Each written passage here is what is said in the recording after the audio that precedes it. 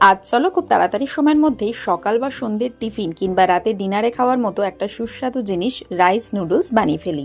এটা বানানোর জন্য প্রথমে একটা বাটিতে পরিমাণ মতো জল, তার মধ্যে সামান্য একটু নুন আর সাদা তেল দিয়ে অনেকক্ষণ ধরে ফুটিয়ে নিয়েছি। তারপরে গ্যাস বন্ধ করে তার মধ্যে রাইস নুডলসগুলো দিয়ে 5 মিনিট মতো চাপা দিয়ে রেখেছি।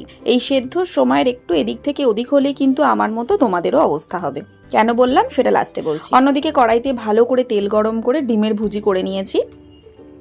তারপরে সেগুলোকে তুলে নেবার পরে গরম তেলের মধ্যে রসুন কুচি, গাজর, ক্যাপসিকাম ও পেঁয়াজ দিয়ে ভালো করে ভেজে নিচ্ছি।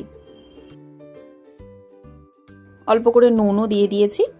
অনেকটা ভাজা হয়ে গেলে তার উপরে পেঁয়াজ গাছ অ্যাড করলে টেস্টটা আরো ভালো হয়, তাই সেটাও দিয়ে দিয়েছি। আর অন্যদিকে গরম জলের মধ্যে নুন, গোলমরিচ আর লেবু দিয়ে চিকেনটাকে সেদ্ধ করতে বসিয়েছি। তোমরা চিকেনটাকে নুন, গোলমরিচ, লেবু দিয়ে ম্যারিনেট করেও সেদ্ধ করতে পারো। সেদ্ধ হয়ে যাওয়ার পর চিকেনগুলো ভাজা সবজিগুলোর উপর দিয়ে দিচ্ছি। তার উপরে ডিমের ভুজিটাও দিয়ে দিলাম। এবারে ম্যাগি ম্যাজিক মশলা অ্যাড করলে একটু ভালো হয়।